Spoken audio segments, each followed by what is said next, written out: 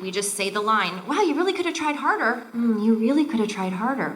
Well, you could have tried harder. You know, we just say it 3 different ways, and then the director will take from that. We also listen to the Japanese voice actors for every single line that we do, because that informs everything that we do. Yeah. So that's all part of it. That's so fascinating. In a weird way, tell the truth. Because sometimes you listen to the Japanese line and it's long and you got like 4 or 5 words. And then sometimes you listen to the Japanese line and it'll be a line like this. But that's how we would deliver it. But that sounded like this! And it's like, how do you, and they've already done the mocap.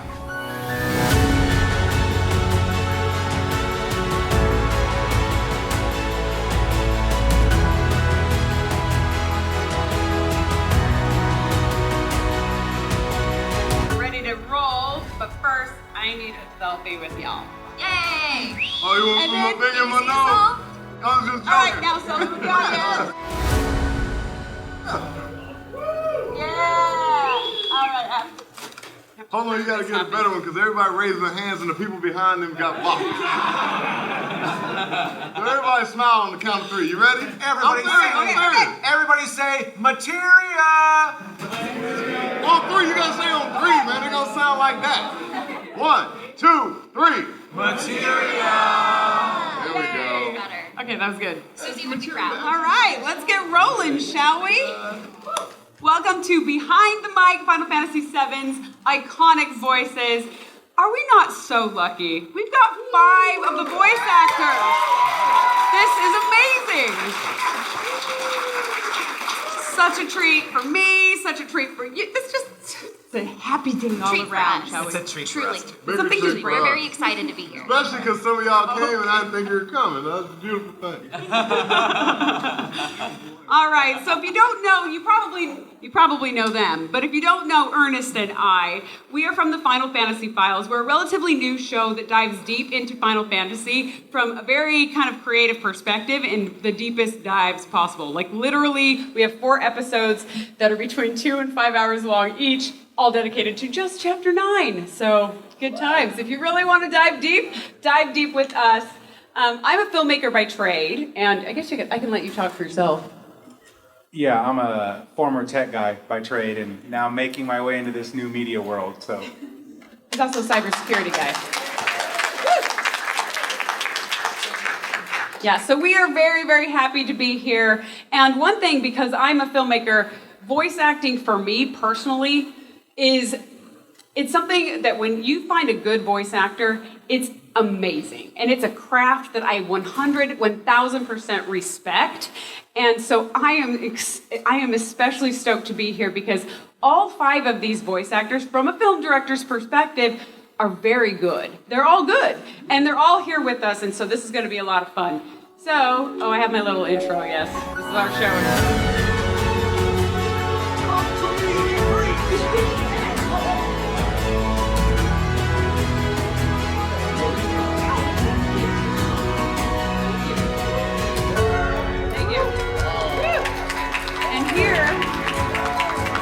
Here are some of the scenes for all of them. Look at your chest. And who are you? He's my bodyguard. And a soldier. Pretty cool, huh? Huh? A soldier? Ex-soldier. Well, what do you know? You've got the eyes at least. Huh. Well, you're weird enough to be one. What class? First. If you're gonna bullshit me, at least try to make it believable.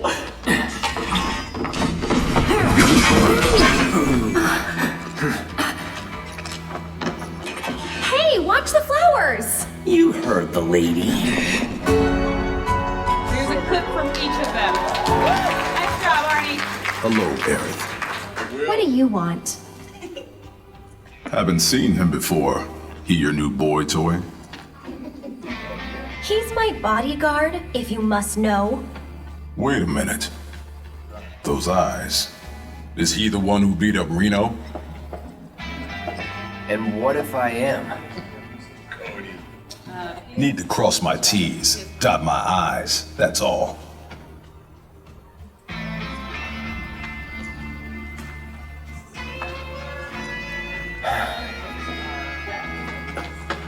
Cloud, leave him be. Rude's not a bad person, really. No, I'm not bad. But like it or not, I sometimes have to do bad things. A consummate professional. Indeed. About to get his butt. Don't take it personally.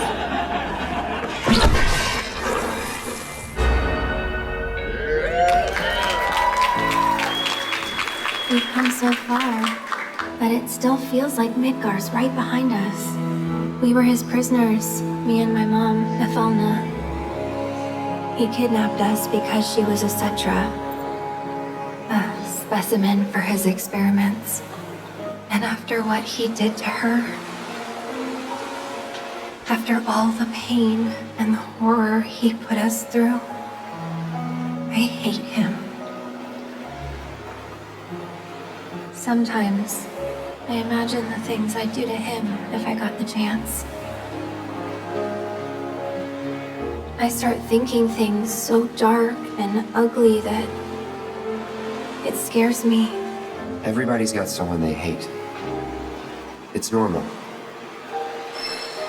Is it? It doesn't feel normal. What I'm trying to say is, worry about the future when it comes. You'll know what to do. And whatever you decide, I'm with you. I appreciate it.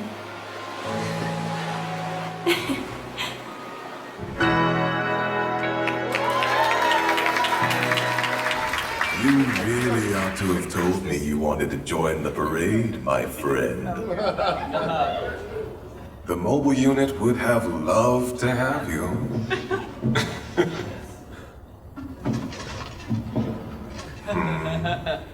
Oh dear. My quarry has cast you aside. How tragic.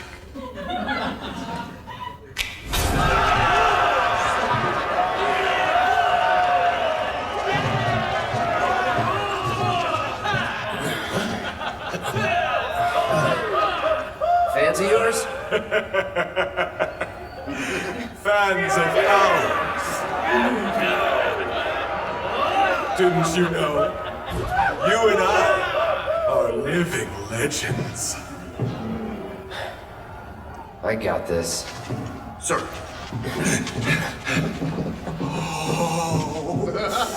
Isn't it exciting? The two of us together again at long last. Picture it. A duel to end all duels.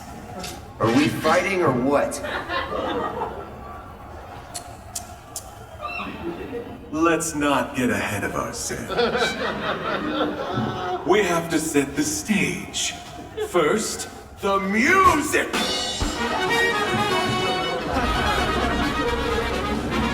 Let's not forget the lights!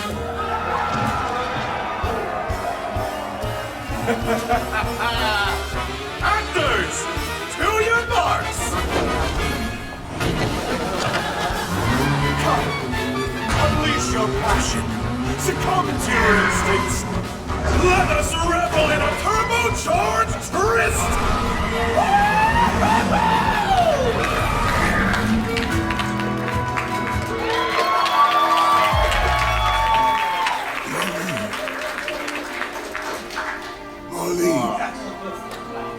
Molly! Good. It's so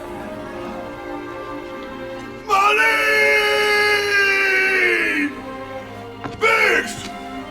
Wedge! Jesse! God damn it! God damn you! God damn you all!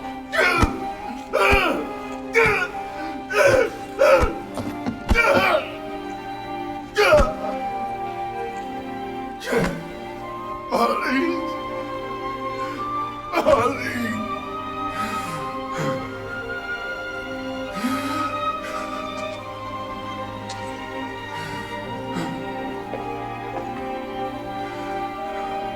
It was us.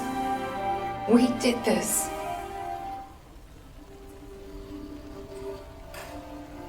No. You can't think like that.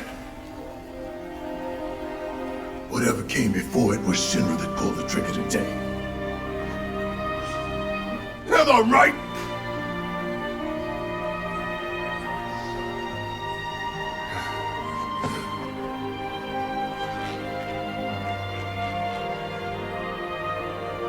Yeah.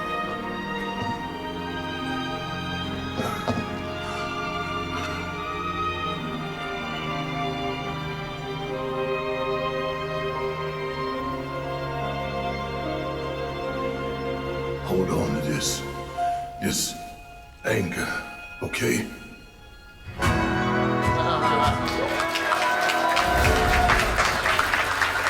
got some big hands. That gets me every time. Every time. Oh, wow. And you are all so fantastic. Aren't they fantastic? Wasn't that amazing?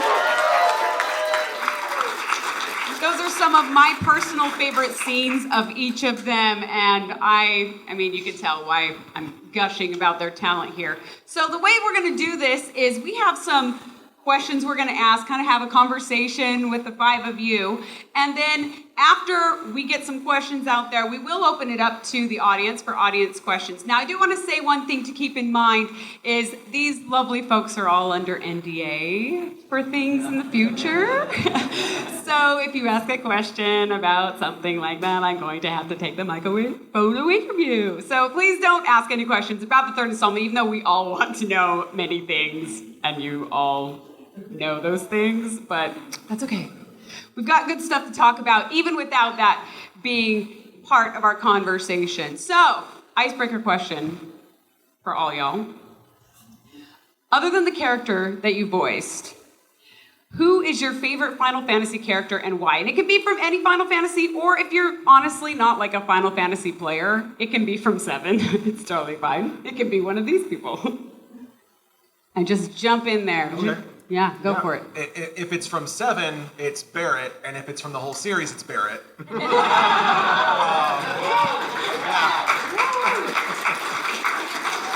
I have a top 5, but Barret's also one of my favorite fictional characters, like, ever. So it's Barret, yeah. I know that. Yep. That's really good. No moves. They're blushing already. All right, I'm gonna borrow this microphone because you're trying to make me cry. Listen, my favorite one is 7, and it would be Nanaki. I love what Max is doing. He's incredible. He is Nanaki. He is Red. But a whole background for Red and what he represents, who he is, last one of his kind, are related to Native American. His markings, his etchings, his everything about him is like, yo, they captured me in a lab and I've been separated, and he's still alive and he's still a fighter. So it's Red. And his growing friendship with Barret's like really good. Oh yeah, it's really cool, and especially when I'm not giving any spoilers away, but there's a really funny thing that happens when he talks, and so it's you guys. Hopefully you'll get there. Many of you know that's a very fun character, especially in the back of a pickup truck. It's very funny.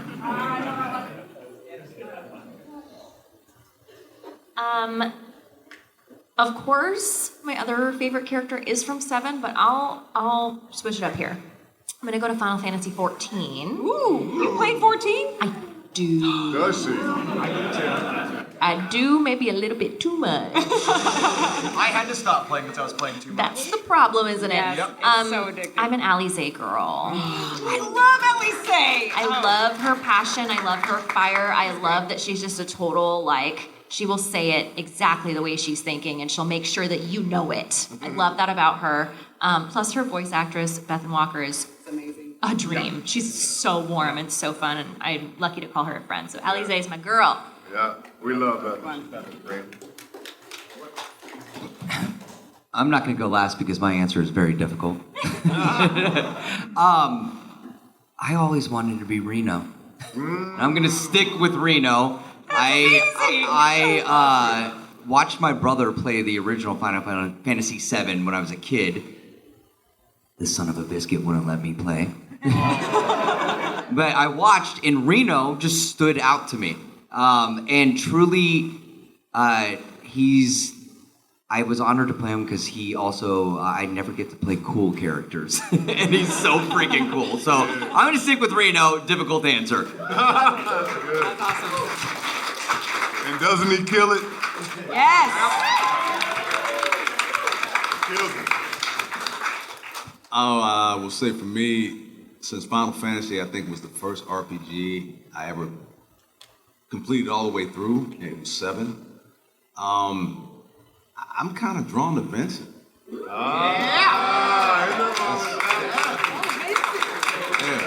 There's something cool about Vincent. You know, he has that a monstrous side. Truly, it's like dark. Literally.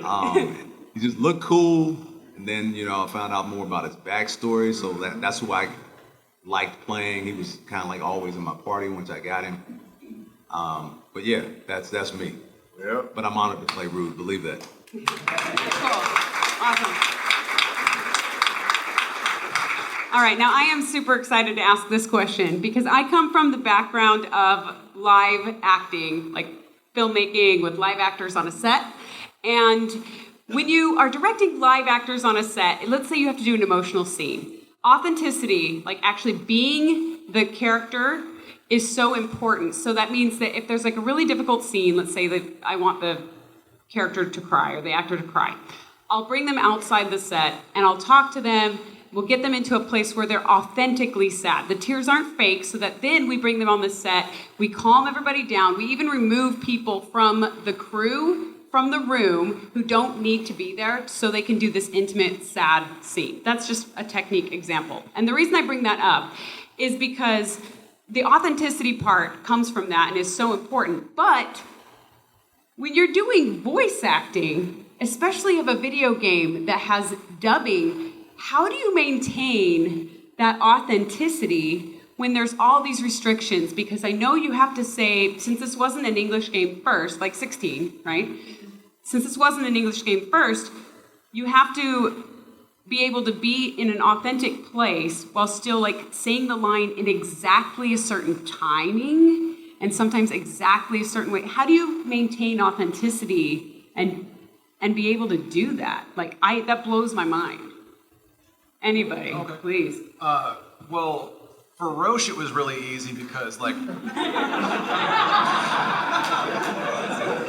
Roche it was easy because some of you know this, but with Roche he's like really like enthusiastic and crazy, and I'm kind of a little enthusiastic and crazy. But the thing with Roche is that there is a little bit of I'd call it subtext, but it's very much text at this point, about his infatuation with Cloud. And so I'm a huge FF7 fanboy, and I have a massive crush on Cloud and Barret. Don't tell John. So like getting to like be a guy who the entire time is just so very obviously flirting with Cloud. I'm just like, I'm just gonna lean into that. And it works. It works really well. And the director at some point had to be like, all right, let's pull it back a little bit. He's like, you like him, but you sound like you were doing more than that at some point. I'm just like, yeah. So I'm really happy when I get to play characters with that, where I can bring that sort of like authenticity to it, and like even like at the end when if you know what happens to Roche, I was able to bring a certain energy with that because I was kind of at that point stepping away from the role. So I was actually able to use that energy, that was the realization of like, oh, this is the last session. I don't know if it's forever or what. But I got to use like that energy to be like, all right, you know what? Let's bring that emotion into it. How do you do that in a time limit? Very carefully. It sounds so hard. It is. It sounds so hard to me. Yeah. So for me, it comes from like the breath before the line. Mm-hmm. So I mean, with voice acting, you only get one tool to tell the story, whereas when you're doing TV and film, you can tell a story with your eyes, you can tell a story with what you're doing with your hands, you can shuffle your feet, but with your voice acting, you have one tool instead of your whole body of tools. And so the breath is like absolutely the access point for all of your emotions. And for me, taking a breath before a really emotional scene to really like get the context from the writer and the director, understand it, and then take that breath and let all your emotions into the line. It really happens in that one moment, right before, they call it pre-life of the line, yeah. Maybe you'll know who said this, because I don't, but there's a quote on camera that says, the death of creativity is a budget. And that's how I kind of feel like with dubbing. I have this much, I'm stuck in this box, and it feels like a challenge to see how creative, how much I can bring myself into this box. They want you to match the tone of the original VA, they want you to match the length, and I do everything I can to push the boundaries with that and just see how far I can go. And then there's a couple more things. The pre-life is huge. I'll often say lines right before it, like, you son of a, and then it'll be like, beep, and like, it'll beat me in, I'm like, that, and go into the line from there and have that energy bring me into it. Even physically, sometimes jumping up and down, getting like really physical with it, so that you can hear that in my voice. And then I don't think this is a good thing, but every director I work with dubbing, they're like, oh, we already warned the engineer about you. They're like, we just leave it open for you. We like, usually they do one take and then they hit cut. They're like, we just leave it open, because my first take is awful. I don't know if you guys are like this. It is awful. Like, it is off. It doesn't No, my fit. first take is perfect every Is it? time. I What are knew you it. talking about? Yeah. Your rumors. Just close it off immediately for her. She's genius. No, and so the first one's awful, and there's something about the repetition for me. I hear how awful it is, and I immediately know how to correct it. And the repetition of doing it feels like I get deeper and deeper into it. And I'm curious if you guys feel like this. Also, you're by yourself. You're in this room by yourself. There's all these people watching you in this fish tank. You have your headphones on, and it's so intimate when you're talking. You can hear yourself, and there's something about that intimacy that I feel like brings the emotion out. Yeah. Do you feel that? Like it. I'm feeling it right now. It locks you in. Yeah. So, but yeah, I guess just to sum it up, it's luck, a lot of luck. Shut up. That's wrong. Yeah, and I think the writer who's doing the translation helps tremendously, because you know sometimes the words in Japanese don't convey over to the guys who are doing the translation, and they're trying to find the right words to give the character also within the time frame. For Farouk, because he's so reserved at times, and he doesn't really express fully all the emotions, you might just get some brief conflict moments from him. But yeah, it is really like, the moment before, what just happened in the scene, what's happened previously, your relationships to the various characters, because everybody you fight is not you might not have the same emotional weight, just like you see with him fighting Tifa. It's like pulling punches and stuff like that. So yeah, it just varies personally for me, depending on what's happening before the scene, during the scene, and, what's transpired throughout the various episodes that inform me. All four of these unbelievable actors just gave a lesson on what it means to be prepared, what it means to have classes, what it means to know your tool. And I hope many of you who are inspired to be voiceover actors, I know I see a couple out there who mentioned it to me, you got to hear these and take them and understand it's not just getting up and reading a script. You have to do a lot more prep than what you think to bring things to life, because all of us have a passion, and almost every actor that I know in our project right now, we're doing it because we want to get it right for y'all. So that comes into play too. But I will say this, and I know this is going to answer one of your questions. I guarantee you it will. Many of you may not know, we always go into the booth by ourselves. We don't get to do ensemble pieces. We're not reading off of one another. We go by ourselves, which to me speaks very highly of our director, our booth tech, and our translator, because they're the only other ones who are there. One of them is patched in, the other ones are on the other side of the glass. It's kind of like, I relate it to the Bible. You got all these different books, you put them together, and for some reason the Old Testament goes into the New Testament and it makes sense. There's a flow, written at different times, but you got all these actors bringing in a whole different performance, and it all goes into a flow. I know y'all agree because you're here. But as far as prep for me, it's more of a sense memory thing. I do everything that they do. Everything that they do is golden. You have to have that. I use sense memory when it comes to the emotional part. You guys met one of my sons. Many of you have met one of my sons out there. I have 4 total sons. My sons give me sense memory for Marlene scenes. I'm not even going there where we went in New York.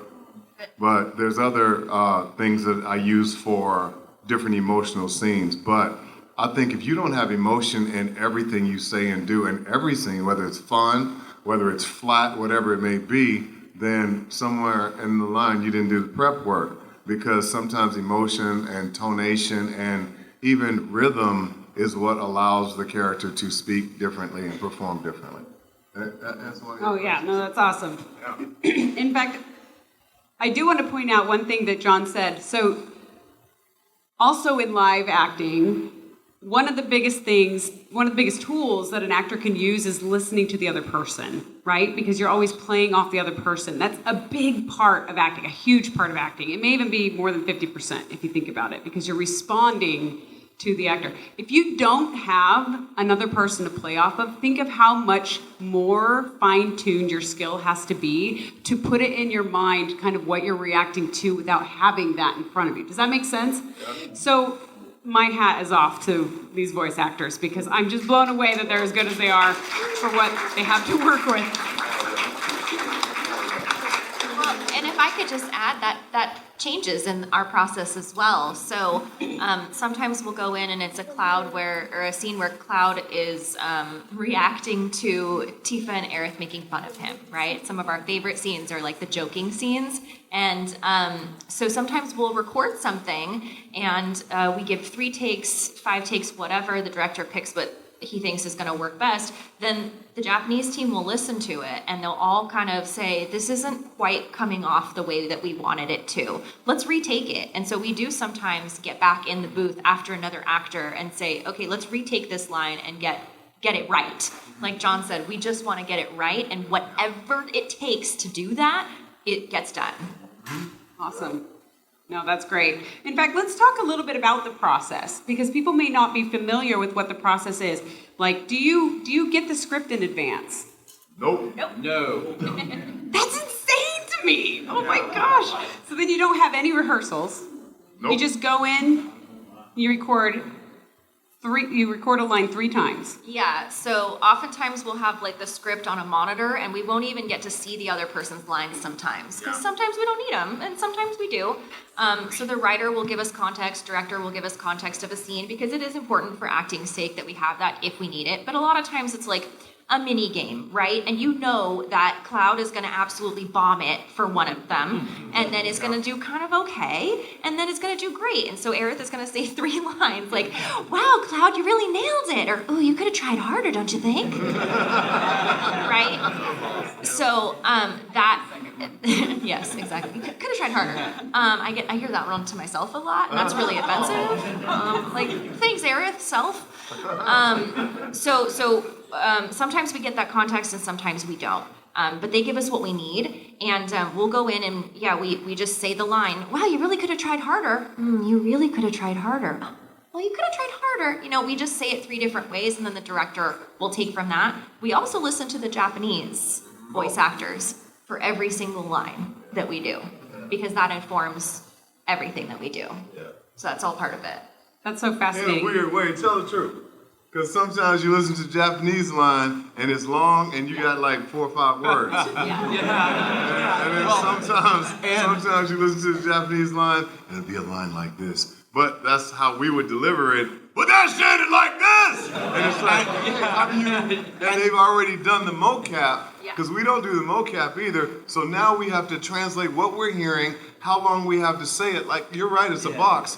And then we have to look at what they did if we have it on camera, because sometimes we don't get it where they've already mocapped it or rendered it. So we're just like, all right, how am I supposed to match that to this and then undercut that? And so you're talking about on the fly. You're doing things on the fly. So that's why I say prepare. Go to classes. For those of you who are inspiring to do this, take acting classes, understand diction, all these different things so you can get it right. And then sometimes with the Japanese, like the Japanese goes way over the top, and then Kirk, our director, or I don't know who directed Kirk, And did Michael also Sorich also? No, okay. No. But so Kirk would sometimes there would be like a line with Roche where in English the line is "I'll see you on the road, my friend," and then in Japanese. The director will be like, okay, cool. So let's listen to what it sounds like in Japanese. And I'll see you on the road, my friend, and like a nice little salute like that. And then in Japanese, it sounds like, my friend! and the director has to be like, okay, so 30% less than that. Well, how do you feel about efforts as well? They'll have, the efforts are interesting. They'll have written big gasp. And when I was first doing this, I'd be like, ah! And they're like, dude, what are you doing? And the big gasp is, and that's it. That's it. Yeah. And then what you're talking about with preparation, first of all, the material we get beforehand, the first 2 sessions, I didn't even know what we were working on. They didn't tell me. And so I had no clue.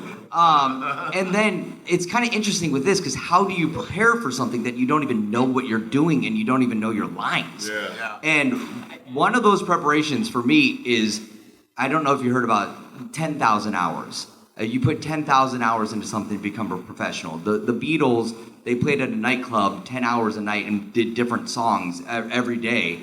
And they put in their 10,000 hours. And so truly going out there and failing a lot, and getting back up and going again, and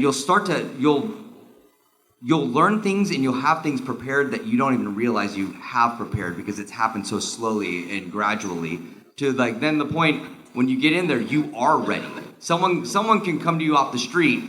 People are like, how do you do this? How do you get into voice acting? And I say a lot of it is luck. However, I think the biggest thing is you have to be ready. You have to be ready when that luck comes for you. That you're like, I can do this. And 1,000% I know I can do this. No. No. And the only reason I say no is because I wasn't prepared. Really? This was my first voice acting role. Yep. Oh my God. So the thing that I do agree with you so much is to go in and fail. Because if I hadn't even had the courage to fail at my audition, I wouldn't have booked it and I wouldn't be here today. So going in and failing is 100% key. But you're never going to know that you can do it until you've done it. Yep. Wow. The will to succeed and the guts to fail. That's what you need. Yes. And success comes when opportunity meets preparation. Yes. Just be very, very, very, very well aware of that. An actor's life, as I would say, 90% of us not getting a job and hearing no. Yeah. Yes. I think actors, period, for whatever genre they're in, the easier it is for you to go, okay, did that one, done with it, going on to the next one, which a lot of people can't do. That emotional part of it is real. You're talking about, what's the word, Breezy, when you have self-doubt about yourself? Sad. No. No, the thing. Imposter syndrome. Imposter syndrome. I hear that all the time. I'm like, oh, you ain't gonna make it.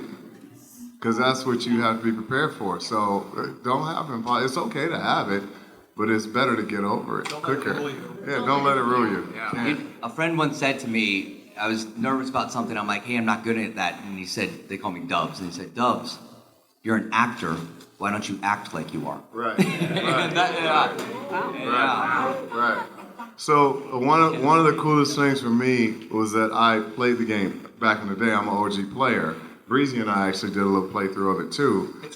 It's really good. And some people don't like it. There's one of these people in the room, but I ain't gonna say their name. But anyway, I'm teasing.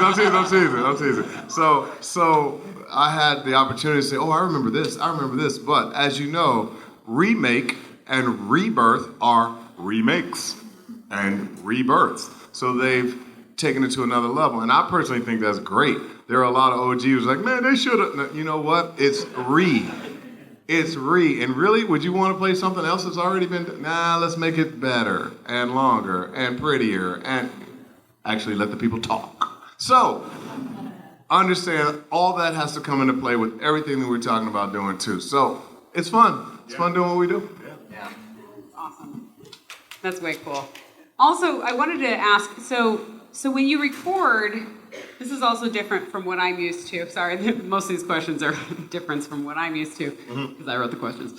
So, when you're in the recording booth, you said, so I think, William, you touched on this, and Briana, you mentioned this in an earlier conversation. You have the writer in, like a localization writer in there with you. So there's four people with you? No, it's a translator. It's a translator. Writer is kind of their umbrella role, but yeah, they're the localization. Yeah. Yeah. So they are part of a team, but we usually have like kind of one point person that's in the booth. And sometimes they're there in person, sometimes they're like over Skype, or what's it called? Not Skype. Zoom. Remote, whatever. Hangouts. Zoom. I got AOL. When I started recording, we were using Skype. No, she's right. When we started recording, we started this project that long ago. Thank you very much. It was. Before Rest in COVID. peace, Skype comrade. Yeah, rest in peace, guys. Yeah. So sometimes the writer is calling in from Japan. Yeah. Different times. Yeah, but that'll be the director, so Kirk or Bob or Michael. Michael sometimes, yeah. Sometimes, yeah. So the director, the There's voice three? director, that's Or four or voice something? director, Okay. writer or localizer, and then the audio tech. And the audio tech Okay. is the one who makes the detailed, like, oh, I'm sorry, we heard your stomach growling on that line. We're gonna have to take it again. So they're like focusing on the audio levels and making sure the technology of the microphone is picking up everything correctly. That makes sense. You gotta wear the right clothes when you go in there. Or Justin will yell at you. And while we're on the subject, if you're a voice actor, be cool to your engineers, please. Yeah. Don't That makes let, you don't let sound me better. catch you being uncool to your engineers. Exactly. But also, something I love about the localization team is that they're very good about putting like little notes into like certain lines. And my favorite note that I saw over and over and over that was not a Roche note, but was note for people around Roche, was Roche would say something and then somebody else would reply, and their note would be, "Nobody likes Roche."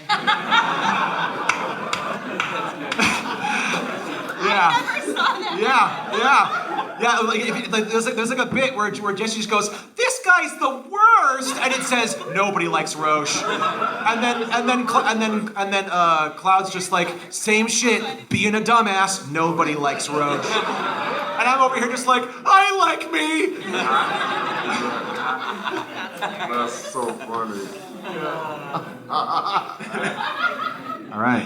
When you're talking about the people behind the glass, when you're talking about the localization, do y'all feel this as well, where you're in this room by yourself, there's these people behind this glass, you do 3 takes, and they're like, "All right, thank you, Arnie." And then you see them just waving their hands, talking for like 2 minutes behind there. Yeah. And you're having like a mental meltdown of being like, "Am I that bad? Is this when they're gonna fire me?" And then you hear, "Okay, moving on." Yeah. 5,000%. To piggyback off what you said, the scene where you see Rude kind of like in the speakeasy, I say he's got his frat with him, like the whole. If you know, you know. Yeah. No scalp, no service. And it was something about that scene that just cracked me up. I could not control it. If you want to drink with us, you're gonna have to lose the helmets. No scalp, no service. It was so bad that I had to take a moment. I took a knee, literally took a knee. And I said, "I'm sorry, guys, give me a moment. You don't understand how funny this is." And Kurt responded, he said, "Hey, man, the writer's right here." And I'm like, I'm not making fun. I thought I was going to get fired. I couldn't stop laughing. And I even thought about writing an apology note, but it was just one of those things in the translation, and something just struck me dumb. But you don't know. You're in there by yourself, and they would be talking, I'd be like, yeah, I'm not coming back. Yeah. This is it. Caleb said that. Caleb's got a beautiful story about that. I'll let him share when you guys meet him one day. Hilarious. Voice of Zach. Voice of Zach. The best is when they say, "Sorry, we're talking about what we're going to do for lunch." Yeah, that's right. Thank you for your service. Yeah. Basically. All right, so next question. Jolie is the one that does all of our editing for the podcast, right? So I am a huge history wonk and also pop culture. So I often bring things into the podcast, which she then says, now I have to go find footage for that somewhere and bring it in. So I always add to her work. So because I love to bring things from outside the franchise in, outside of the world of Final Fantasy, is there a character from any story or franchise that you would like to play that would be like a dream role? Any character. Oh, Fictional, non-fiction, anybody. Samwise Gamgee.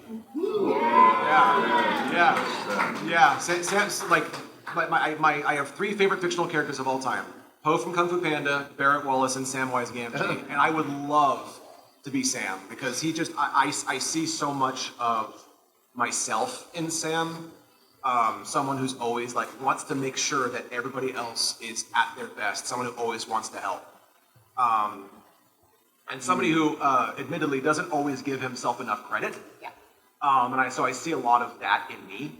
And so I feel every time I see Lord of the Rings and I see Sam, I'm just like, it's the boy right there. So one of these days, if I ever get the chance to be in a Lord of the Rings audiobook or audio drama or something like that, I would love to be Sam. The ring never would have made it to Mount Doom if it wasn't for Sam. Exactly. He doesn't give himself enough credit. Yeah. He was a ring bearer for a day. Yeah. It's true. Yeah. I was just talking to somebody about this. I would love to play, if they ever do a remake, I don't know if you guys, it's an older movie called Dragonheart. Sean Connery. Oh my God. Oh my God. I was a big Sean Connery fan back in the day when I was a kid, and I didn't know he would beat everybody up. But anyway, I know we're recording. Sean ain't with us no more. It's okay. No, I'm kidding. No, he wore that role out. He's like I said, I love his work. But I would love to do something like that, or the what's my man's name? Is it Benjamin Cumberbatch when he did? I love Benedict Cumberbatch. He wore Smaug out. But boy, I would love to have a role like Smaug and play that kind of character. It's just something about the physicalization. Have you ever seen the behind the scenes where he's on the ground? But that's how I would do it too. That's exactly how I would do it. But I love you think about most dragons or most epic stories like that, and it's always this beautiful British accent. I would love for it to be an Americanized accent and be able to do that and play with that voice and just give it all kind of different range. So that would be something I would like to do. I don't know if anyone's ever read the book, The Name of the Wind. No? Yeah. I would love to be Quoth. That would be so cool. Yeah, I'm gonna throw that out there. Couple off the top of my head. Mama Walde from Blackula. Another character that I used to love this animated film when I was a kid is Ricky Tikki Tavi. Oh yeah! Yes! Classic. I want to do Ricky Tikki. I can see that. And maybe Hazel from Watership Down. Dang, Will? Yeah. Some deep ones. I love the trend of book characters. Yeah. Beautiful. Now I'm trying to push all the book side. Yeah, those are films that I like really resonated with me as a kid. So. This one's always tough for me because I'm just a big old nerd and I love so many characters from gaming, from anime that already have fantastic voice actors that I've been lucky enough to meet at these cons. So it's hard for me to say I would love to play this role because she has a great voice actress and I would never take that role. But I do love me some Sailor Moon. And I feel like Usagi is such a great character because she's the hero, she's the protagonist, but she's a huge crybaby, and she eats too much, and she's late all the time, and I just love that about her, because I too have known to be late sometimes. You would also kill it as Mars. Yeah. Oh! I think you would kill it as Mars, yeah. I never realized, Yeah. but thank you. I do want to ask some questions around improv. Do you ever do improv in the booth? Not with this. Which booth? Not with Seven because it's local. Sorry, I should do this. Not with Seven because with Seven, if there's any improv, it's all done in Japan, and we have to match to that. Wow. There's not much room for us to improv for this. Like in any like dub thing, you're going to be very hard pressed to find a situation in dubbing where you can improvise, unless you're doing like Walla. Unless they tell you, okay, John, we got to fill in this part right here. You're going up an elevator, and you got to come up with some words. Or you're going upstairs, and we want to hear your breath, but we want you to say some stuff. Go. Another day, another struggle. Climbing stairs, so much trouble. Wait, there was one instance of improv that I did with Rebirth that I completely just remembered. So, the scene where, have any of you ever lost to Roche in the parade minigame? Yeah. Okay. Yes. Y'all lying, you better raise your hand up. If I've ever kicked your butt, Nope. if I've ever kicked your butt in the parade minigame, it's okay, you can be honest. But then there's a scene where normally, Cloud, Aerith, and Tifa are like, yeah, we did it, and then Roche goes, no. But if he beats you, they put the camera up in his face, and he like starts signing the camera, and he signs the camera lens, and they're just like, yeah, just improvise a little song. And so I was just like, because like in Japanese, he just goes, do, do, do, do, do. And so in English, I was just like, do, do, do, do, do, do, do, do, do, do. Number one, baby!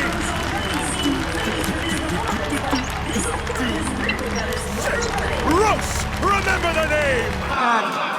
And here, now you say that, and you just go, oh, just singing the Chocobo theme. But there's a reason. The very first Final Fantasy role that I ever had was in a game called Chocobo's Mystery Dungeon. And Chocobo was my best buddy because I voiced Sid in that game. And so I was like, I want to pay a little tribute to my best buddy Chocobo with this little Zen. So, yeah. Easter egg, love that. I think it's funny that improv is so rare in our booth that we can think of the few times, the one time each of us has been able to improv, and for me it was a song too. There's this one point where Aerith is skipping away from Cloud, pretending to not realize how impish she's being, and she has to hum a little song. And what comes out of my mouth? Happy birthday. So we retook that, yeah. It's actually very hard to come up with a little humming song that sounds like a real song on the fly. Yeah. I would say for improv, I would say consider yourself as an actor. If you get a chance to improv in the booth, you really develop the relationship with the team there, because that means they trust you with the material, and you're so dialed in on your role.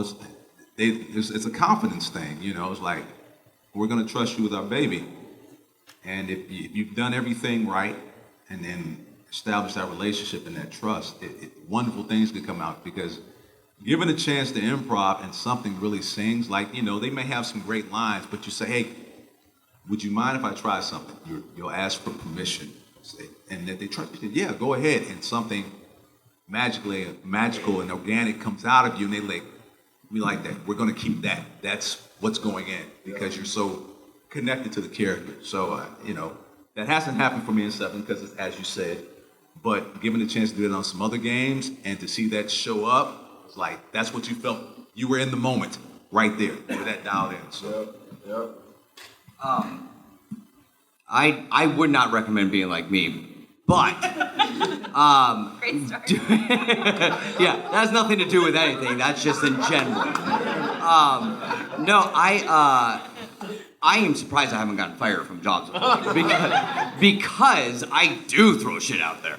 And one of the lines, and because I do so many takes and they just leave it open, I will have a final take where I'm like, I think this is funny. And I had a teacher who said, if you're going to improvise something, you better make damn sure it's better than the writing. It's funnier than the writing, because if you're going to change it and it's worse, then they're going to be like, what are you doing? One of the lines in it, though, it wasn't originally, I believe the line is, it's nothing personal, bitches. You. It's nothing personal, bitch. And it was not originally bitches. And then, as far as dubbing, improvising, a show I'm on called Konosuba, where I play this character named Kazuma, I go wild on that. I actually think I've just worn them down to the point where they're like, just let him do what he wants. And a lot of times they'll do it and they'll be laughing so hard, like, well, we have no choice to do it. Let's see if they flag it and make us change it. And so, though I don't think this is normal, nor would I ever recommend anyone else doing this. I am curious, and maybe this is not, whatever, I'm just gonna ask the question. What about the grunting? So in Remake, do you remember how much grunting there was in Remake? I had the thought playing it, I'm like, they had to record so many different grunts. Like, were those like scripted, okay, you're gonna grunt, or it wasn't like, okay, give us a bunch of grunts? I literally took 100 of the grunts from Remake and turned them into the Chocobo theme with auto-tune, because there's so many grunts. You're gonna need to hear that. You're gonna need to hear that. Yeah. Okay. Yeah, I'll show it to you. I can pull it up. It may or may not be on YouTube.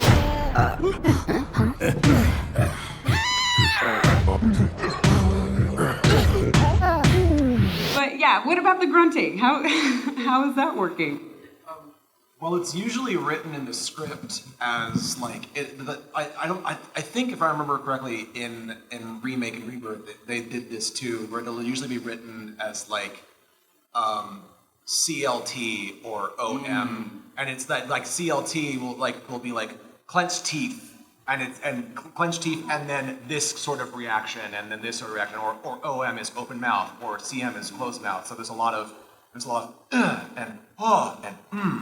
and so they need to find whatever works in that moment, and they have to find a way to also like take that and then put one word after it that makes you realize, oh, this is the emotion that they're going for. So that it's not just, open mouth gasp, and it'll be like open mouth surprise, or open mouth scared, or closed mouth pissed off, stuff like that. So that's usually what it is. And so there's it's a bunch of different ways of saying various emotions. So, yeah. That's why we trust our director and our booth supervisor, because there may be a scene, like all of us are in a scene and we fall off something and we all land, right? So, like I said, we record on different days, 4 hours a session, and we're by ourselves. So if Austin gives a, I can't give a, because it'll sound the same, right? So I would have to give a, and so he gave a, I gave a, and Breezy would give a, Otherwise it'll all blend together, yeah. and Will would give a, Now what's crazy is that our director will be like, everybody did a closed mouth. I need a O sound, or I need a ah sound, or I need a sound. And then the villager from Minecraft says, huh. And so they catch all that, and they go, wait a minute, what they do before? What they do last week? Play it again. No, we got to blend them different. Or they'll say, hey, when we do retakes, we got to change that to a this. Brick and I have a lot of moments like that when we dress up as Shinra troopers together. Like there's a moment where we both go, sir! And that's a very it's like you're saluting, like, sir! It's supposed to be crisp and very close together. And so we can't do it in a way that sounds like we're in harmony or like in unison, but it has to sound like we're saying the same thing at the same time in the same way. But not exactly the same. Otherwise, it just sounds like a weird echo. It's very, very challenging, but we just try it a few different ways until we get it. Our battle cries, we probably did 3 full sessions of battle cries in Remake. Especially for Remake. For Remake, yeah. And then they reused all the it battle for cries all in one, all of these sessions? Yeah, so we did all so of for them. the whole game? For the whole game, it was like, you're gonna do 10 different hurts. Like you get hurt in 10 different levels, in 10 different ways, and 10 different almost like vowel sounds. And we would just try different things. And again, that's all done in Japanese too. So we would get the files where Maya Sakamoto goes, you know, and then we do our version of that in 10 different ways. But then that's just the hertz. Then we have to do the 3 different battle cries for a fire attack, then a wind attack, and then a freezing attack, like feeling chilly, right? So that took 3 sessions at least. 12 hours. Yeah. And they're always stuff different. like that. They're always different sessions from the dub, from like the actual like the visual dubbing sessions, because they'll split it up into dubbing to picture and then dubbing just to audio, and those are usually 2 different like voiceover sessions unless your character's out in like an hour. So like you will have like a whole day that's just dubbing to picture, and then you'll have a whole day where they just like move the TV out of the room and they're just like, okay, cool, it's time to listen to some Japanese for a while. Yep. So I imagine you probably don't record the main lines of the script chronologically. It's probably just so, and you don't get the script in advance. So how do you know what's happening in the story? Do you just not? Your research. If you don't know what's happening in the story, go to Wikipedia, find out old school, OG, and find out at least the base story, because it's going to be different anyway, because it's a remake and a rebirth. But at least figure out, okay, now they're in Corral. What happens in Corral? Oh, okay, now they're in the live stream. What happens in the live stream? Okay, now Ariel and Cloud are Ariel. Who's Ariel? I got Sebastian in my head. We're under the sea again. Also made me do Sebastian yesterday. I can't get him out of my head. If y'all missed that, you need to watch the VOD. that VOD. You need to watch that VOD. Absolutely watch that That VOD. is crazy. But you know what I mean? So you just figure it out from there. Well, and also the localization team has also been very good about giving us context in the booth. There have been days when I will go in and the localization, like the main like localization person will be just like, okay, this is what's going on, this is what has happened, this is what's led up to this point, and then this is where you're going. Yes. And that's like because like we literally like with Roche, I usually would just get like this much of the script on the page at any given time, so I wouldn't know what's coming. So like the localization guy would be like, okay, so by the end of this you're going to be fighting Cloud, or by the end of this you're going to be spoiler that happens in Rebirth, and so we have to build up and then immediately drop. And so they do a very very very good job of giving us the context that we need for when we go in, because they know that we don't get this in advance. I rarely get scripts in advance for any voiceover thing that I do. That's true. Like I think the only time I've ever had that happen is if I'm going in for like a prelay cartoon. Yeah. The original animation. Yeah. For like And even those change. Yeah. You know, when you're in the booth. Yeah, and then they will be like, okay, yeah, so we had this, and then it'll be completely different, like when you go in. So like if they do give it to you in advance, like it might not be what you read going in, so you got to be on your toes for that. Only time I've gotten a full script was Mortal Kombat, and that was literally like 120 pages, like a 2-hour movie. Yeah. Because they got so much mythos and backstory to it, so it's rare. Oh man, I'm learning so much. This is crazy to me. Just a totally different world from what I'm used to. So were there any particular scenes you can think of where you walked out after that day of recording and you're like, I nailed that? No?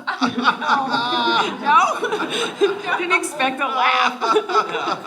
Never. Or any that you walked out and you're like, that was not good. Not for me for Final Fantasy, because it's just like, again, and all the stuff that we do with this translation and stuff and editing, and it's like, man, I felt like they seemed pleased. Yeah. So it must be cool. Trust the director. My boyfriend in the front row just he's encouraging me to say, yes, there was one session where I was just like, yes, I nailed that. and it was the scene where he's setting up the jazz concert in Rebirth.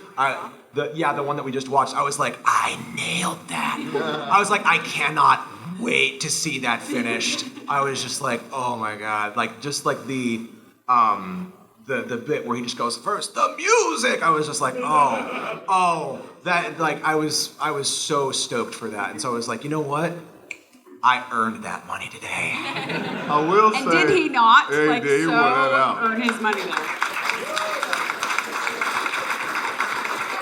I will say I've gone home and said, yeah, I went there. You know, but I've never come out of the booth going, I'm like, yeah, I've never come, yeah, I tore that up. Nah. It's always been like, oh, I went there today, babe. I don't, you know, and my wife would be like, can you talk? I'm like, nope. And she's like, you probably went there. I used to send my agent an email after a session saying, great news, they didn't fire me. And I don't know if you all experience this. I've gotten better with this, but it's similar to me with auditions where I'll do an audition and I'm like, oh my God, that was horrible. Why did I say that? Why did I not do this? Or like, why did I say that line? I'm like, oh my God, and like thinking of all the ways I should have done it, and like maybe this is the moment I quit acting because and then you'll get an email like, you booked it. And that's like, literally what happened with Roche. Yeah, really? Yeah, that was literally, I was like, oh God, I bombed that. And then 2 weeks later, my agent was just like, hey, you got it. I was like, thank you. Did you say it just like that? Yes. I mean, I realized on stream when I played the game for the first time live that I wasn't fired and recast. And because that stuff does happen in our industry. And so we're very serious when we're like, oh, thank God we didn't get recast. Because we have tons of stories we hear from our peers that definitely happens. You will record an entire thing that gets scrapped. I had that happen after a game came out one time. Yeah, one time I was in a game and then they ended up like, patching me out of the game for a celebrity actor. Oh, that's Yeah. But it's okay, it's a celebrity who I like. It's okay. I was like, okay, you know what? At least they're passing the torch up. Right. I did a whole documentary, and they said it was going to be a scratch track, and I was like, oh, cool with it. And they usually do a scratch track, and they let whoever they're going to do hear the scratch track so they can get the tone. Because the scratch track, they like work it to a perfection. And then they hired somebody famous to do it of the opposite sex, which I was happy there was someone of the opposite sex. But when I heard them do it, I'm like, hell, they should have just gave me that damn job. But I will say this, and this is for other people who are inspiring. And we talked about it, I think, Thursday. Or no, was it? Yes? I'm gone. But I have a friend who's a director. And he was in an audition, and everybody up here can attest to this at some point. He said that most of the people who come in with desperation all over them you can see it, you can smell it, you can feel it. They walk in, hey, how you doing? It's like, oh, this is wild. You know, they really want this job. And he said the people who wind up booking it are the ones who go, hey, how you doing? I got somewhere to be real quick, so are we ready to go? It's true. Or, hey, hold on for a minute, I'm going to the booth. Hey y'all, how you doing? My name is such and such. Nice to meet you all. Let's go. And it's usually people who like already have a job or are like, I'm so prepped for this, I don't have to kowtow to them. I would tell you this now, and I would tell you this in any way of life, of being confident. Being confident is always like to the person who's shy and quiet, isn't always like speak up. Being confident is knowing your craft so well that you can go anywhere and get the job. And it becomes a different mindset of, look, it's not so much about, I really want this job. What can I do to get this job? It's just, look, what do y'all need to do to get me? That's the difference. So shift your way of thinking of, yeah, this would be a great job to have, but I know what I got. Y'all need me for this job. It sounds cocky, but it's not, because you're so prepared for whatever it is you're doing. It's a different walk of confidence. I've seen people go in who are very shy and they're quiet and they just do something. They go in, they become a whole different person. I'll never forget that little girl who did the American Idol thing or whatever she was. So I forgot the thing they do, the competition. Just that you'll never forget. No, I can't remember her name. This little girl, she did hey, I didn't forget the performance, but she's like, hi, my name is nice to meet you. And then she just became a whole different part. She did a Janis Joplin piece. And she wore it out, and she has now got a contract and everything. It's because she became a different person, because she was focused on what she loved. So when you focus on what you love, you already got confidence brewing in you. It's not about, ooh, I want this job. It's about, y'all need me. And that's honestly, like, if you want to get into voiceover, that's why you should do it, is because you know you can. It's because it's fun, and because it makes you focus, and it gives you, like, a confidence that nothing else does. It has to be something that you want. It can't be something that you want to do because you want to be famous. Right. Because if you do it for that reason, then you're gonna burn out hard, and you're gonna realize how hard it is and how much time you have to put in, because you're gonna want to just like, oh, I have to prepare. I have to do this and this and this, and then but then you're gonna be impatient with it because you want you want to get there so fast. So you have to want to put in the time. So, but don't do it out of desperation, because I've seen too many people get taken advantage of, and I would. The casting couch is a real thing. Yes, it is. And I had someone tell me once, Will, you and I talk about this all the time. There's so many deals that are made out there on that ocean that nobody knows about. That little boat in the ocean because nobody can hear them scream. Don't sell yourself. Yeah. Don't sell yourself. Yeah, a cast director told me years ago, like probably my first year in California, I was doing a workshop, and she told me the happy actor gets the part. And it took me a while to understand what she meant, but she was basically saying like, hey, look, at the end of the day, it's a business. There are things that, you have no control over. You might go to an audition and you were the best person in the room, but maybe that cast director owes somebody a favor. Nepotism or something like that, or the lead's character's eyes are blue and yours are brown. They got to put it up against a green screen, something just intangible stuff like that. So she said, at the end of the day, make sure you have a life. Whether you got a dog, you got kids, you got a hobby, something that's dear to you. So if you don't get this, you have something else to live for. Yeah. Even when you make it. Yeah. Yeah. It never goes away. Well, and there's so many parts of what you're saying. There's so many parts to it that I almost imagine it as a house being built, and there's furniture and there's curtains and this, and I'm the walls. I'm the paint that's going on the walls, because I've changed my attitude. I don't know how this has happened, where I no longer try to book the job. I try to show them, if they're painting the walls, I try to show them the most vibrant color of Arnie. Yeah. And so I'm not trying to book it. I am truly just trying to represent myself, to go in there, the most vibrant color, and maybe the walls don't need to be painted Arnie. Maybe they need to be painted William, and it's not personal. I'm just proud that I showed myself the best I could. It's like just win the room. It's like, it's not about this job. It's really the next job. Yep. I've auditioned for a cast director, I think 10 times in a row. 3 times I had a pen in me, which is they put me on the wall like, yeah, we want to use him. Then the cast director, something comes up and call my agent, yeah, we can't use him this time. And if it was never, it was always an attitude of gratitude. They keep calling you back. They want to use you. At some point, it might not be this role, but we want to work with you. Yeah. And just every time, thank you. Great to see you again. So good. And that's, Y'all getting some serious knowledge up here, man. I want to bring attention to that, though, because the reason that these 5 actors are successful is because of these mindsets, right? The statistic that I heard thrown around all the time when I was in film school was that less than 2% of professional actors make more than $20,000 a year.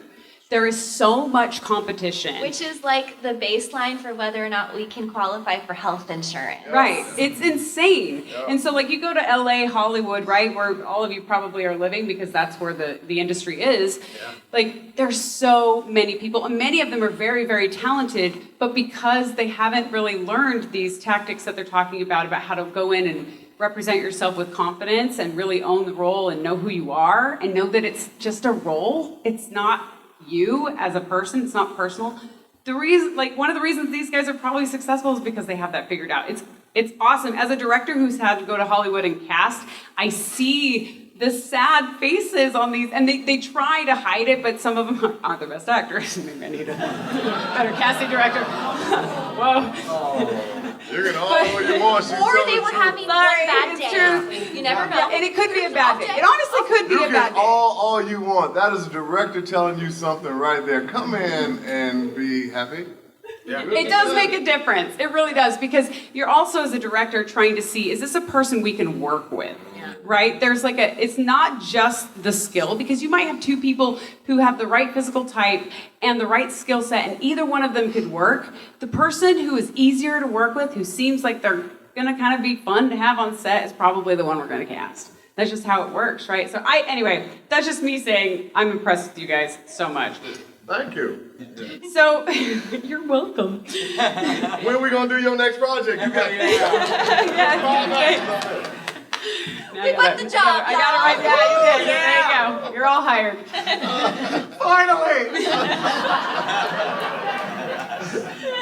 God, I needed that job so desperately. We're gonna go in a different direction. No, I'm just kidding.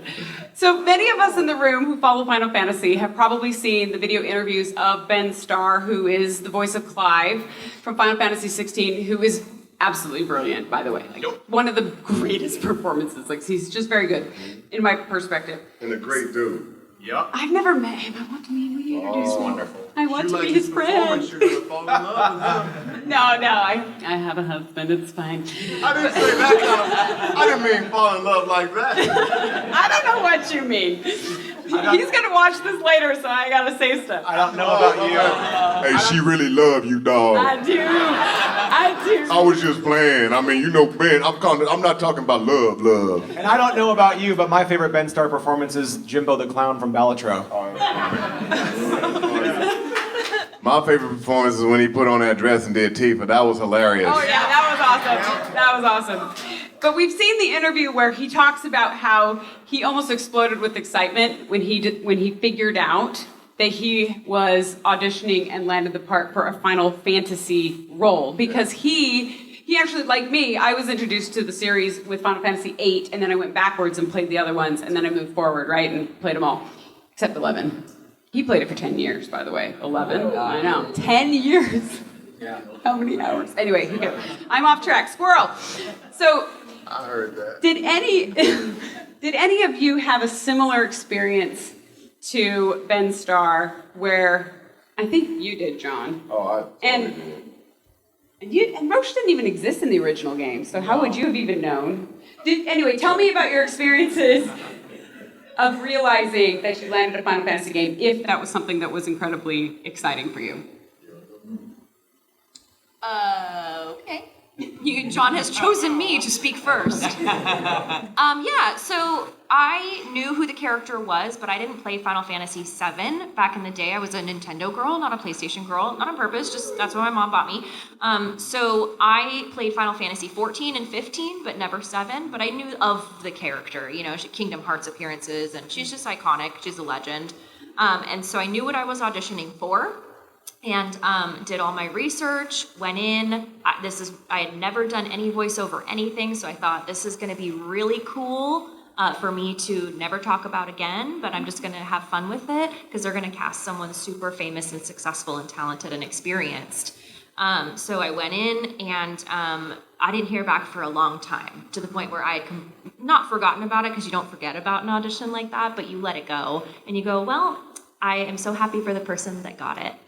And then a long time went by, and I got an email saying, hey, we want you. And I mean, it was like the world stopped spinning. Yeah. Truly, because it's like, whoa, like, me? Like, for real? Like, are you sure? And then it's just a consistent going into the booth and like just trying not to get fired that day. And that's just all it is for years and years, 6 years later. But it's amazing, it's life-changing. There are so many moments where I go, is this my real life? Mm-hmm. Yeah, I just feel very lucky. Yeah. A Golden Joystick Award winner later. I'm gonna brag on it.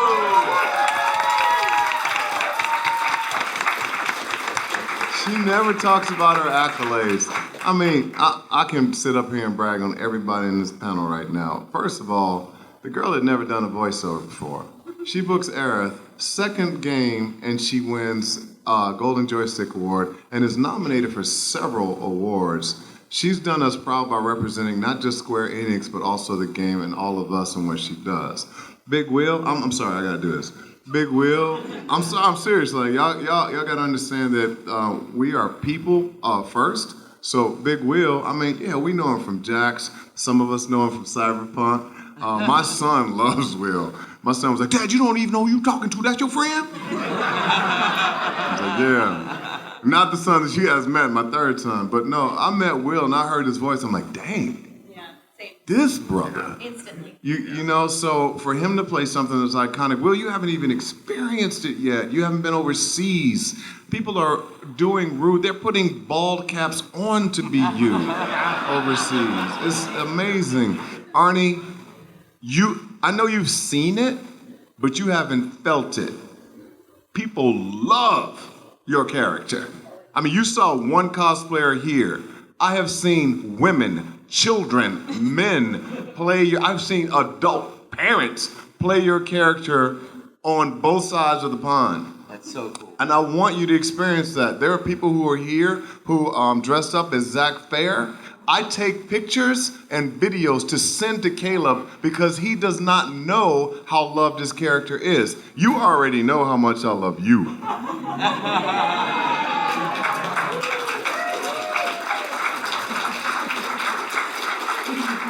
Austin was going through some stuff. And three what? What do you mean? Your weight. Oh, yeah, I was like 330. 330, Yeah. 215 now. We were in, yeah. I'm bragging on you because they won't tell you these things. What you see is the graphic. You don't understand the journey that it's taken. We just got back from Scotland this year. Yeah. And he still didn't understand. He has confidence. He knows how to do his thing, but he didn't know how appreciated he was. I got to sit next to him in Scotland and watch people line up outside the door and just come and sing his praises. Not just the character of Roche, but I love you, man. I love what you've done. Oh my God.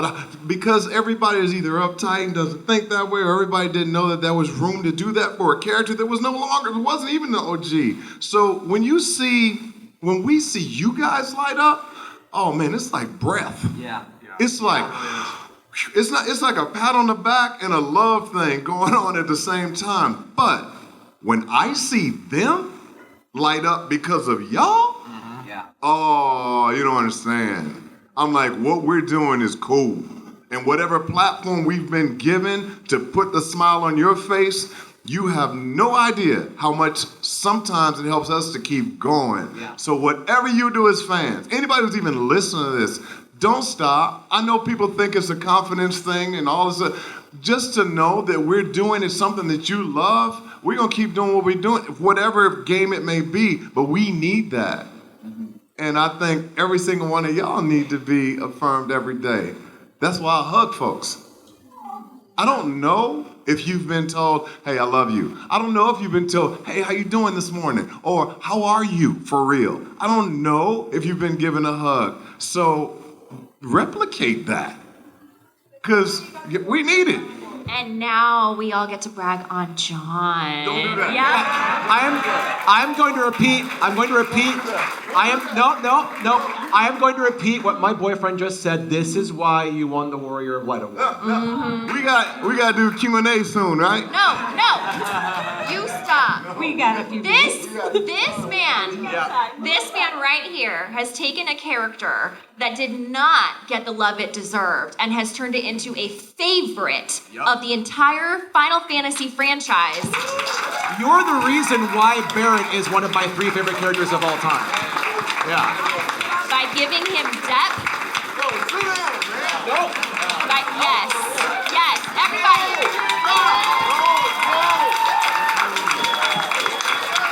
John. Y'all trying to make a brother cry. Sit down. John has had an incredibly difficult job, the biggest boots to fill, not an easy time or place to do it, and has done an amazing job. Yeah, thank you. And will continue to. Has been in this industry for such a long time, working so hard, raising a family at the same time. Are you kidding me? And then giving all of that love to all of us, to all of you. He is a ray of sunshine. Deserves every flower he gets. Amen.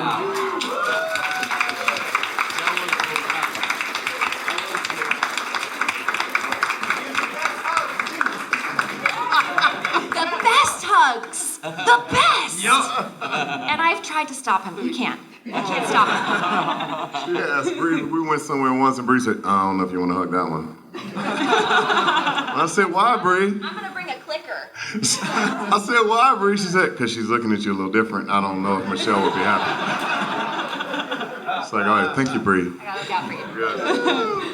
This is awesome. Okay, we're getting close to the audience portion of the Q&A, but before we go to that, there were some people from our personal community of the Final Fantasy Files who didn't get a chance to come out here, and so we promised we'd ask at least one or two questions from them, if that's okay? Let's do it. All right, Ernest, go ahead and ask Angelica. All right, so Angelica7 from our audience asked a question.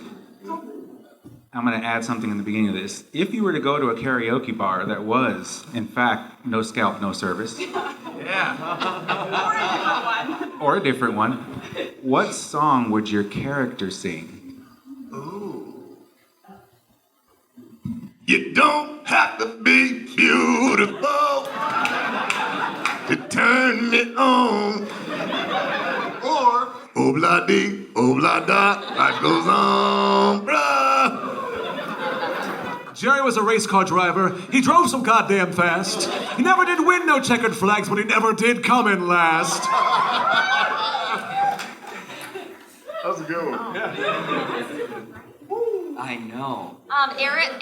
Aerith loves Kesha. Okay? Yeah. Anything Kesha. I didn't know that. Yeah. First one that comes to mind to me is, please allow me to introduce myself. Oh, I'm a man of this name. Pleased to meet you. Won't you guess my name? That's perfect. Man, I'm Marvin Gaye, Marvin Gaye. You already know. I'm kind of stumped on that one. But if you did say a Marvin Gaye song, Distant Lover. Oh!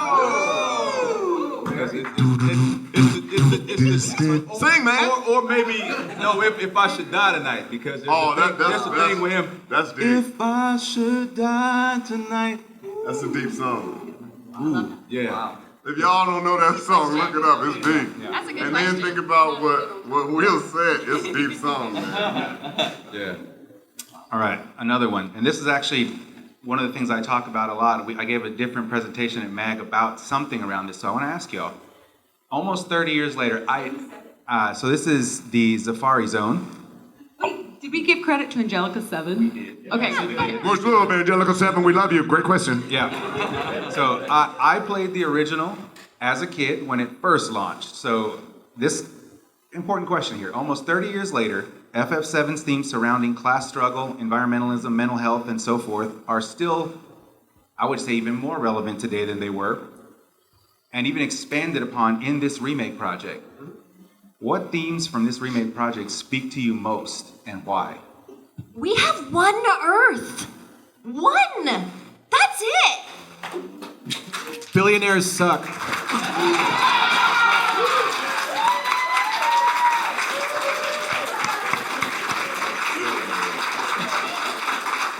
I'm leaving. I'm just kidding. Yeah. Bye. Anyone else? I got stuff That was to a say, surprise but we question. recording it. I don't want to get... You know, I got a whole book on this. Yeah, definitely more relevant now than Can't tell me ever. you don't get a planet crying out. Exactly. I know you can. Yep. It ain't the planet, it's the people.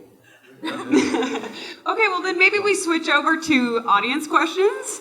And do any of you have a hard stop at 8:30? Can you go? I think we have the room till 9. So if you need to go at 8:30, As long as you need me. okay. Oh, that's awesome. Sorry, there's a hard stop. Oh, it's a hard stop. 8:30. Okay, so we have time for a few questions from the audience. So if you have a question, I see a hand back there. Go on and stand up and come up to the mic again.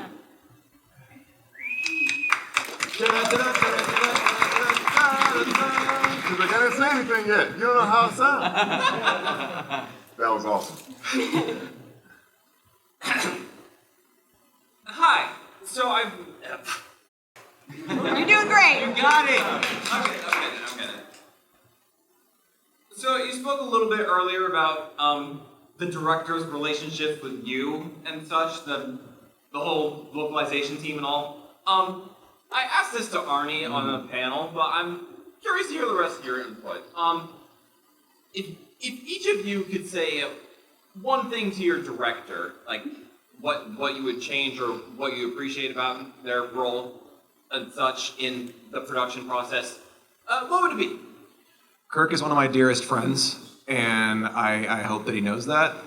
He's actually helped me grow so much as an actor in the years that I've known him, even before I was working at FF7. And I admire him a lot. And he voices another one of my favorite characters. He voices Shadow the Hedgehog.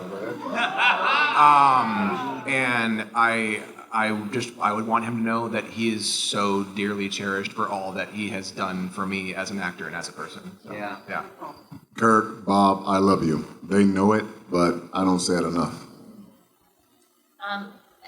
Obviously, in my inexperience, I really leaned heavily on my directors in the beginning, and I made that super, super clear. Almost every session I went in, I said, I don't know what I'm doing, help. And they did, and to their credit, I owe everything about my performance to them, so. Fine. I think for myself, I would just say thank you. Yeah. Really, yeah, because sometimes, I'll say for myself, there were moments of like, what's going on here? And they can take something that, was difficult and just make it easy.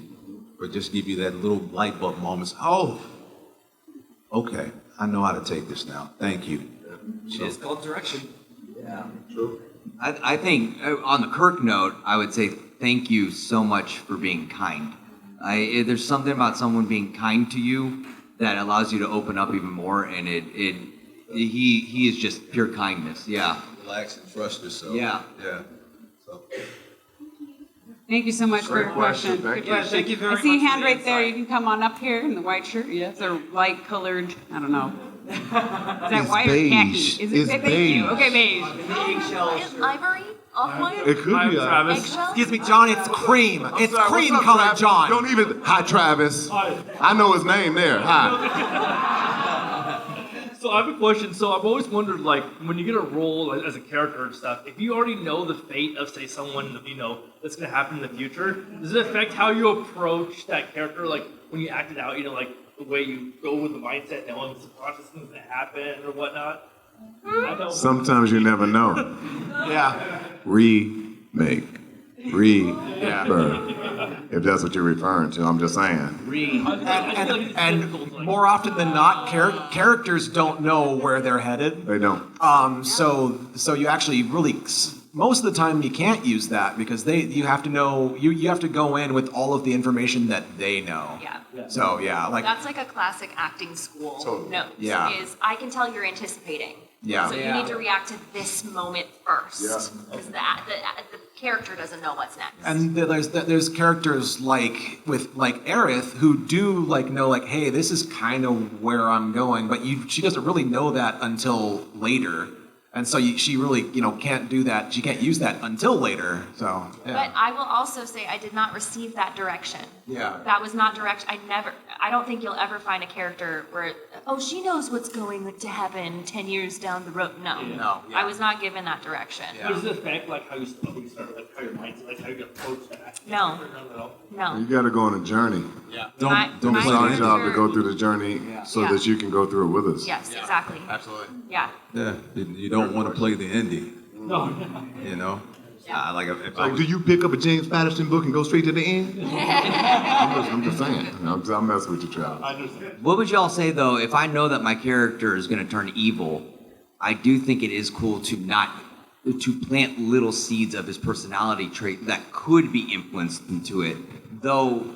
Megatron and Transformers 1. And we're done. That starts with the writer. Yeah, Anakin Skywalker. I mean, Yeah. do you know, how less interesting of an arc would that have been? Just, I'm going to be the most feared evil person next to the Emperor, of course, but in the universe, I would become a scourge.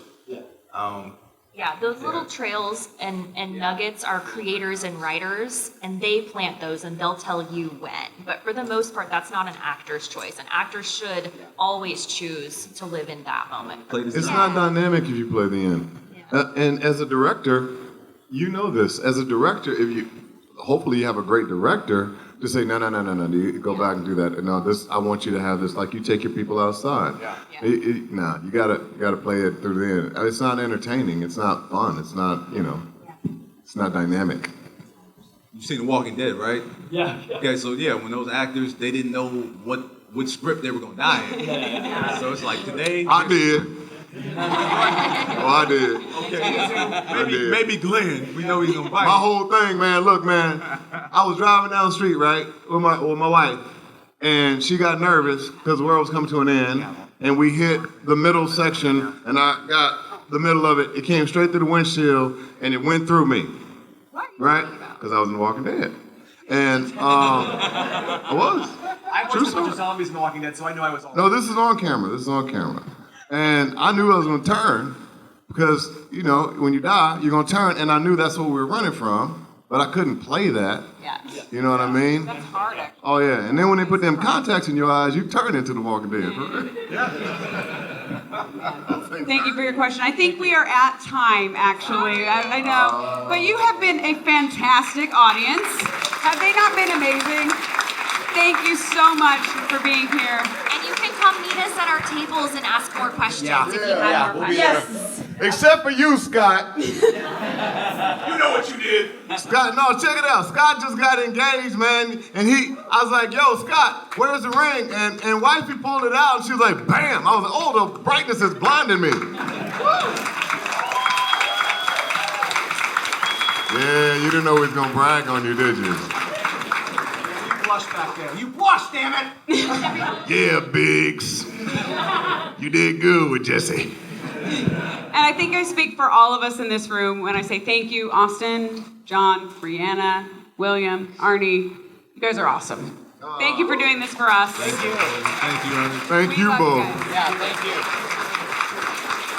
All right, so 2 announcements and then one last thing. One, when we leave, you can meet them at the meet and greet area. Don't try to congregate around here. Yep.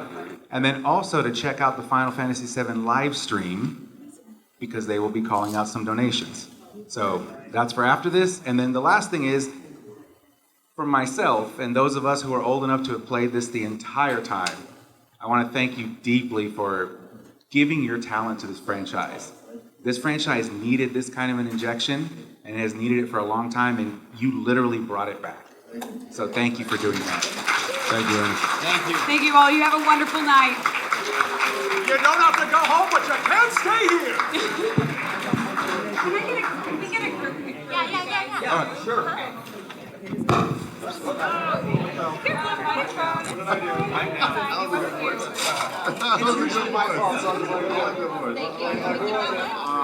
Okay. I have to make a new demo. Like mini mouse. Different demo. Oh, one that better suits me. No, a different demo. Okay.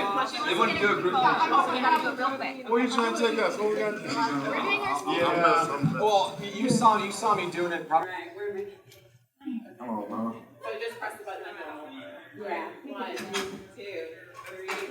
So many you can choose from. Yay! Thank you so much. Thank you. Seriously, can I give you guys hugs?